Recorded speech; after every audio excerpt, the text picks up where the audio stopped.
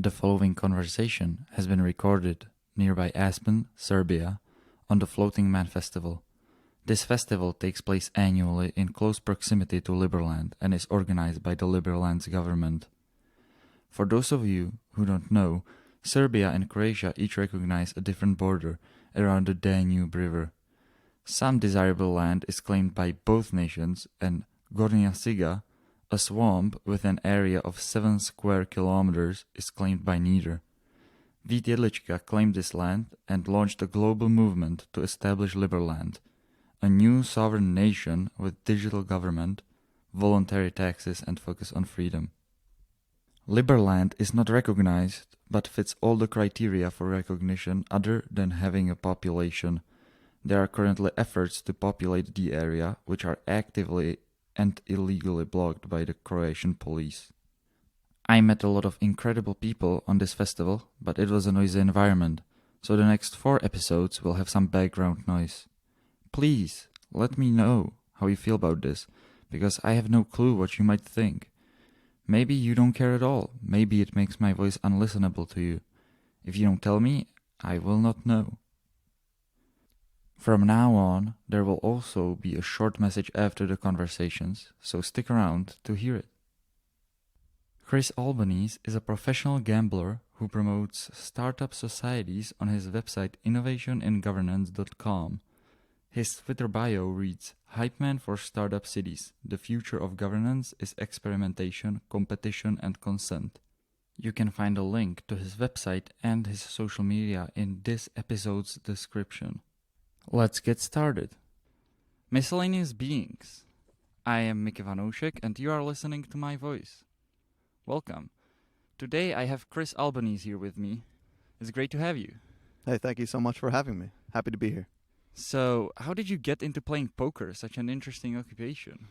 I started playing with friends in high school, and at some point I started making a bit of a living at it playing online poker, and then later live at casinos in the United States. And I've been doing it, for the most part, for 15 years. If it's too personal, you can, of course... So do you still play poker? I still play a little bit, but mainly just for fun. A few years ago, I started doing other gambling things, which will sound even more made up, which is that I play slot machines for a living for the last few years. Were you like hacking it somehow? No, it's very difficult to explain and probably not worth going into too much. So Okay. I'll leave you hanging by saying that certain slot machines are beatable in limited fashion, and there are probably thousands of people in the world now who make a living doing the same thing. Holy cow.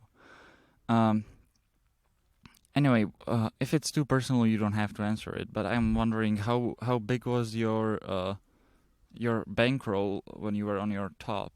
Well, I'll say that I made a fairly modest living playing poker for many years, sort of a standard U.S. income. And then with slot machines, you make a very good income, a few times the average in the United States, something like that. But a bankroll isn't entirely necessary. It's actually very, very low risk. So compared to poker, you don't need too much money. There's not a huge risk of loss associated with it. Cool.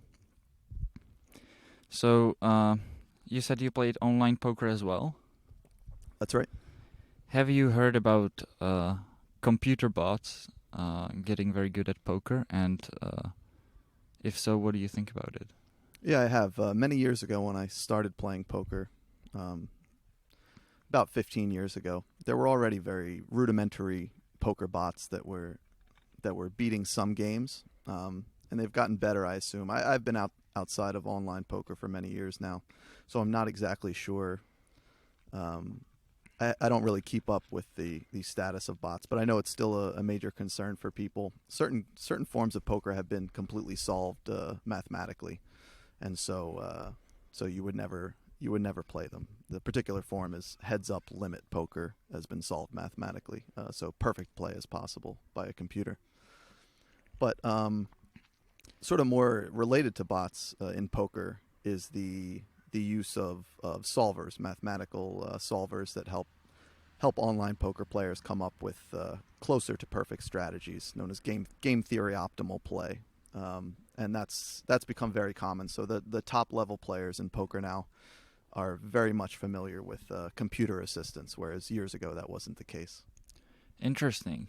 The thing is, I heard about AI being developed that not only plays poker very well, but also it's not only mathematics, it's also psychology that the bot was able to use, and for example bluff, and like the whole package, and it beat a lot of very good players. It's not publicly available yet, I believe, but it seems to me that online poker is about to die because like you couldn't play chess for money online today, right? Like, Of course, yeah. yeah, for a very good reason. And I think poker might be getting into the same period where just computers have completely beaten people and you can never play it online again.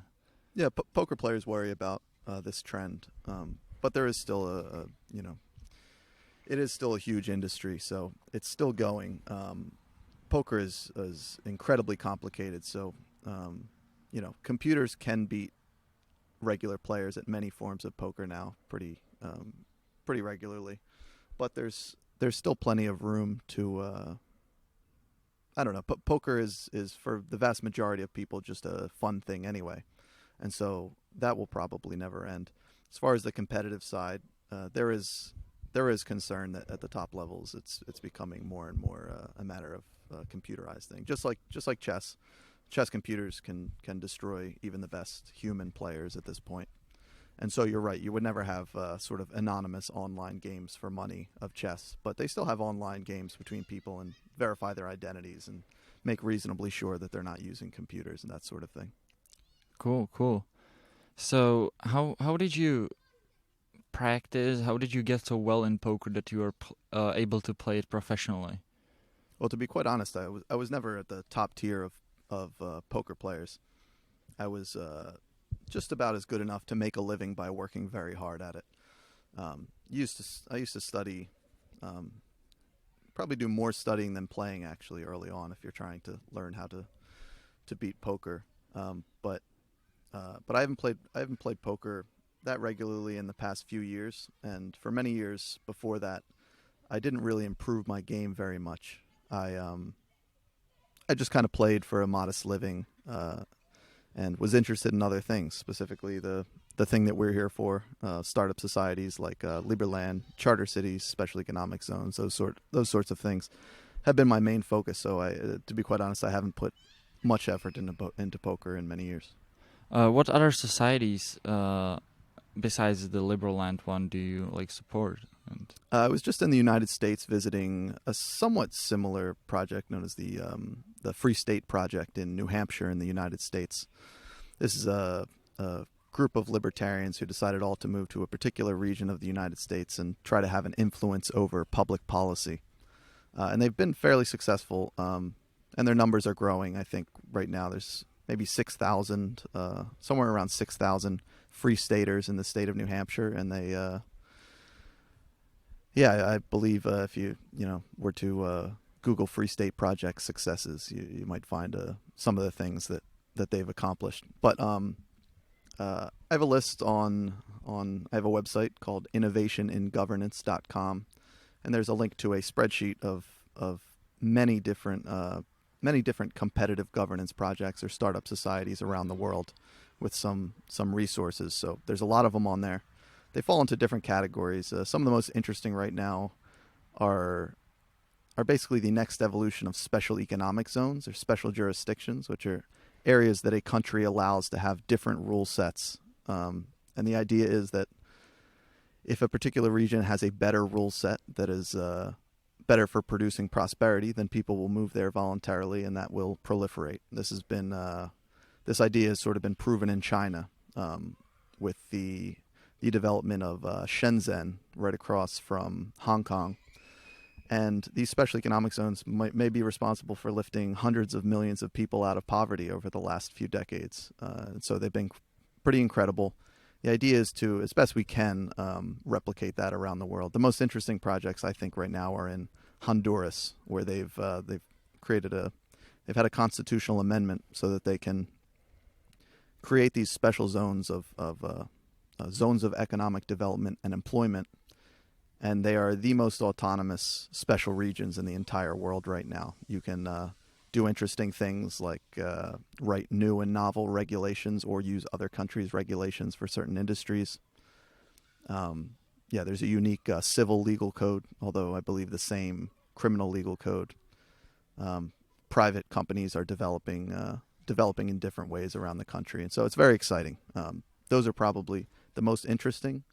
But Liberland is quite unique, I think, and so I'm very happy to be here, adjacent to Liberland, and exploring and meeting people and seeing what's going on. So, you said Liberland was very special besides the other economic zones. What does it make it stand out? Well, Liberland, I think, is quite remarkable in that even though Liberland is a territory, they have, I believe it's just a few square kilometers of ostensibly unclaimed land because of a quirk in a border dispute between Serbia and Croatia. The land, Liberlanders have not been able to properly occupy and build on this territory.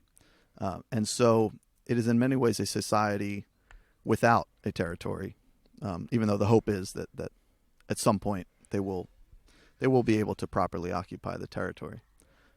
And so the fact that Liberland has had such incredible reach around the world, I mean, we're here at a festival that has attracted people from all over the world. Liberland's public relations arm, if you Google Liberland, you'll find an online market. You'll find access to an e-residency program, a citizenship program. I believe they have a football team that I don't think is much right now, but they're working on those sorts of things. And so, mainly because of the interesting story, it's reached all around the world. And Liberlanders are, in some ways, engaging in role play, or this might sound overly dismissive. I don't mean it as such, but they are going through the motions of an actual full-fledged state, a microstate, a small state, but a state nevertheless, with full leadership, with diplomatic relations around the world. And in doing this, they're, I'm sure, learning a lot about what it takes to start a society from scratch.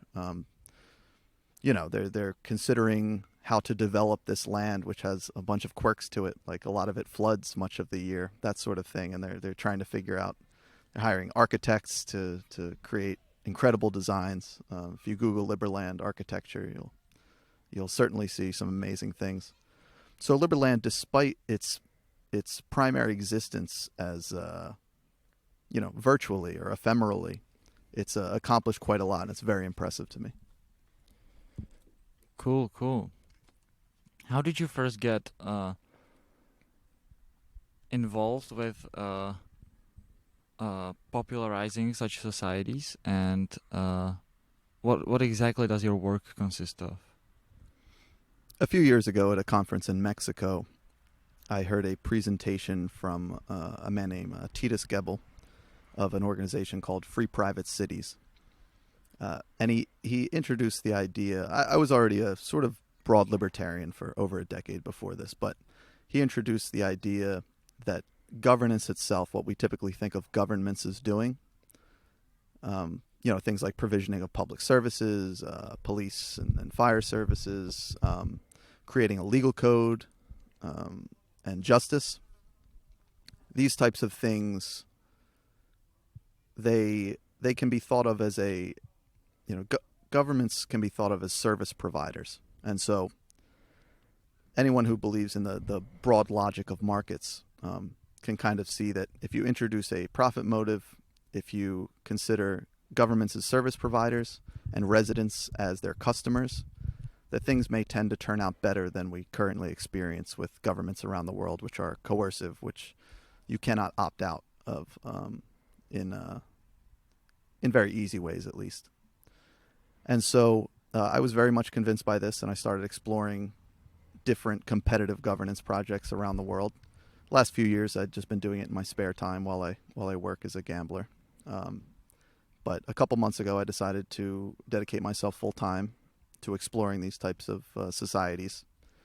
And so my work mainly consists of it's not professional work in that I don't get paid for it. I do it largely for fun at this point, which is fine.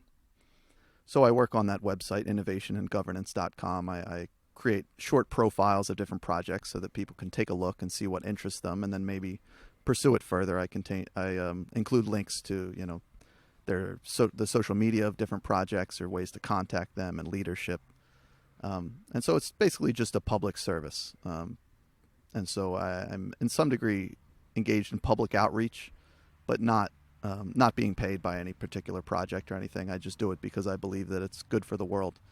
And I remain largely agnostic as to the form that these societies take.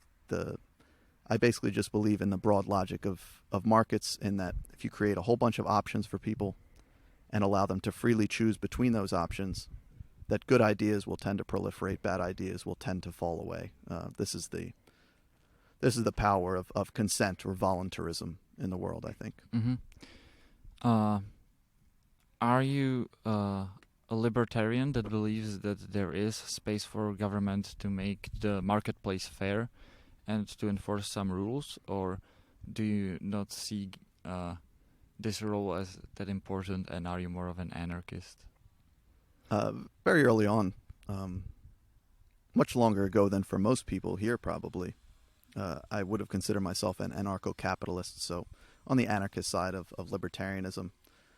But it was sort of in the David Friedman type complete market anarchism, so the a la carte market provision of goods. So you'd have private police forces, you'd have private fire services, private arbitration in place of what passes for government justice, those sorts of things. More and more, I come to realize that within a broad libertarian framework, you can have more complex social organization. So you can have a private city of sorts that, if they decide that it's more efficient to provision certain goods as a bundle, and you basically opt into it, that maybe that's reasonable.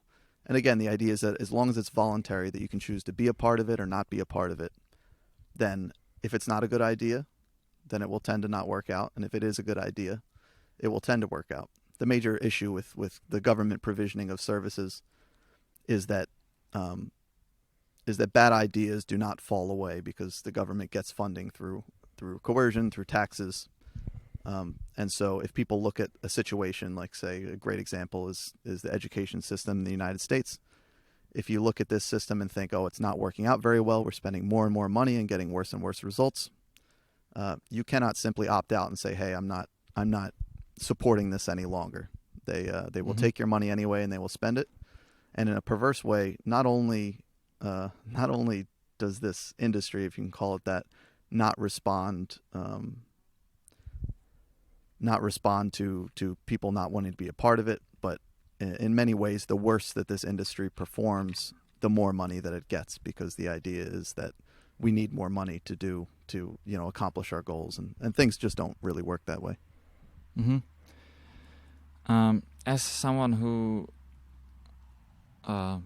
likes the libertarian framework of thinking, I still find that I understand why left-leaning people have the sense that people deserve some basics just because they exist. Like, for example, some piece of land. It is terrifying for me to imagine someone being born with like no possessions at all, and imagine you, as you said, you are born on private land and have no land of your own and no way to get it. Do you see any value in redistributing wealth and maybe providing people with undeserved opportunities, or like unearned? Well, I'm certainly from an empathetic, or at least sympathetic perspective. There are two main issues with what we typically think of, I think, as redistribution. One is a moral problem, which is is it moral to take from one person to give to the other, even if it would tend to make everyone happier? That is a moral question that's difficult to answer, especially on a sort of macro scale of a lot of people.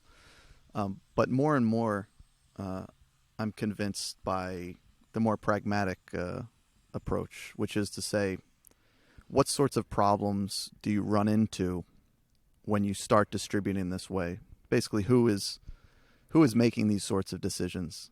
There's sort of a general idea that maybe democratic decision making is best for doing this, but I think there's good reasons to believe that democratic decision making sort of fails and falls into a whole bunch of incentive problems, what are regarded as public choice problems. Basically, that there's an asymmetry of incentives to lobby for things or against things, and so you wind up with a whole bunch of special interests. Just the redistribution goes to a few instead of what people generally accept as the good causes. I think that a broad sort of social safety net, which a lot of libertarians sort of dismiss, I don't dismiss quite as much. I think there's plenty of room. It seems quite obvious that there's plenty of people in the world who are very happy to provide for an at least a basic safety net. The very good example to talk about someone just being born, the sort of innocence of it makes people very much compelled to support these types of people and at least give people a broad equal footing in the world when they're first coming into it. But again, the question is, how do you do that in a good way? And for me, the answer is that you allow different governance structures to compete with one another. And so if you have governance structures competing with one another, then there's less of an ability for one to go overboard, say. So an example, unemployment insurance. People can fall on hard times, and they might legitimately need some assistance to get back going. And most people, I think, are happy to contribute to that. But everyone accepts that at some point it can be abused and it can do more harm than it is good. If you were just to allow someone to live on unemployment for years and years and years. And so what types of protective mechanisms do we have to prevent a good idea from going to a bad outcome because of bad planning or bad execution or something like that? And to me, consent is the ultimate regulator of these types of things. Do you ever think it's okay to, or do you absolutely take consent as holy? Do you think it's ever okay to not respect someone's consent? I think you can certainly come up with some thought experiments that would be very tricky. There are classic ones all the way down to Socrates, the old example of if a friend is drunk and has weapons, can you take them from him to prevent him from doing harm? This is one that most people would probably accept. Yes, you could. What's important to me is that as an individual, you are responsible for the consequences of those actions, and for the most part, declining to respect other people's autonomy and not caring about gaining consent from them is a problem. For the most part, it's not something to do. But I acknowledge that there could be very complicated situations, and so no, I wouldn't say that it's holy in any way, but I think it's a good baseline to start reasoning from. I think this is the fundamental equality of human beings is personal autonomy and respect for other people's personal autonomy. Cool. Okay, then how do you distinguish? So you agree that it is okay to break someone's consent sometimes, right? Like, for example, the thought experiment with a friend who's drunk and has weapons.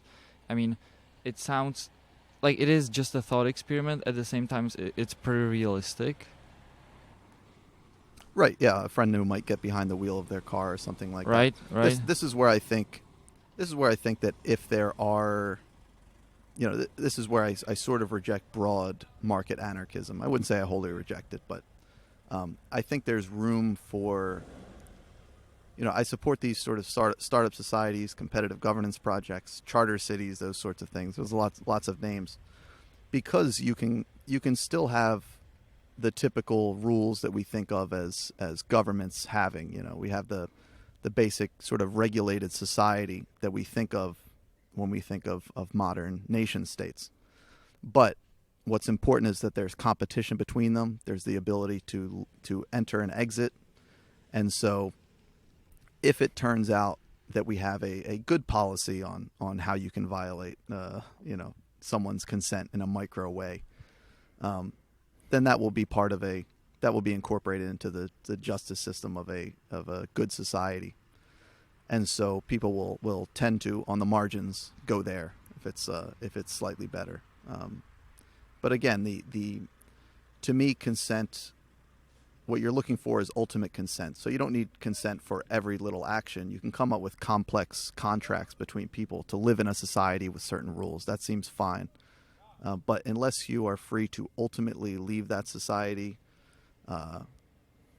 then there will be insufficient pressure towards good policies on the micro scale as well. You talk about competition between societies and regulations. Do you have a feeling that, for example, the state autonomy in the United States is working in such a way? Because, for example, one of my teachers in Oklahoma, he moved to Oklahoma from Texas because he liked Oklahoma's tax policy better. Yes, that's one of the broad advantages of the United States, at least to some degree, is that the different states can have different broad regulations. There are certain things which are very much overarching, and there is a fear that the national government, the federal government, is taking ever more power and getting rid of states' ability to be relatively autonomous.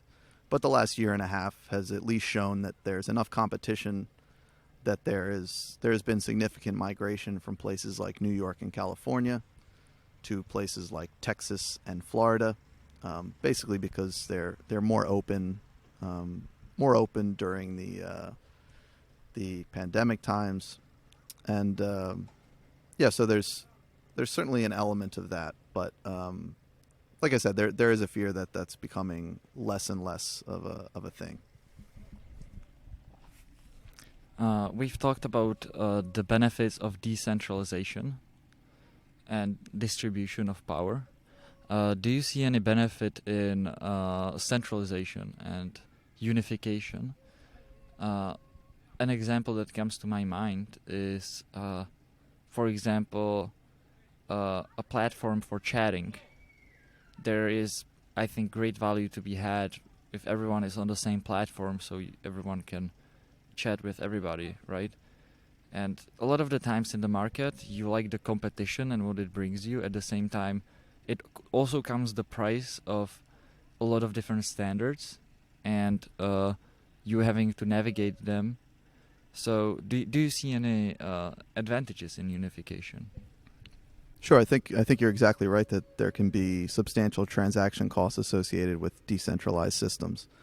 In my younger days, I would have very much preferred more decentralized systems. Again, the sort of a la carte market anarchism variety. What does a la carte mean? Excuse me, a la carte meaning you choose from a bunch of individual items. So instead of living in, say, a proprietary community that has a bunch of rules, and you just choose to either be a part of this community or not be a part of this community, you would instead, everyone would own individual plots of land, say, and you could do whatever you want on them. And so, a good example, I won't even give an example. All I'll say is that I think it's uncertain, the relative value of decentralized versus centralized systems. It certainly depends on what we're talking about specifically. But what's important to me is that whatever the relative value of centralized versus decentralized is, I believe that it will only be realized as long as people can ultimately opt in or out of things on a voluntary basis. Again, it it comes down to consent to me. I'm not by far not an expert on decentralized versus centralized systems. The cryptocurrency crowd is probably has a better idea of the value of all these decentralized systems. They see a ton of value in it. It's less obvious to me. I think there may be many cases where a centralized system outperforms a decentralized one. And if that's the case, I think people will tend to migrate towards these more centralized systems. And I think that's fine. I don't think that's antithetical to libertarianism or anything like that. Unfortunately, here our recording with Chris was cut short. The workers in the background decided to move a lot closer to the site where we recorded the podcast, and the noise destroyed the audio. Thank you so much for listening to my voice. I'm very grateful you decided to spend your time this way. If you like my voice, don't forget to subscribe to it. If you want to support it further, please share it with someone you think might enjoy it as well. My voice is in its early stages, and if you listen, you are a significant fraction of the audience. You have the power to make a great difference. Is there anything you want to share with me and other listeners? Something about this episode or the podcast in general? You can now discuss all these things in my new subreddit. You can find it in my link tree in the podcast description, or go to reddit.com/VOMV. That's VOMV as in Voice of Mickey Vanoušek. See you there.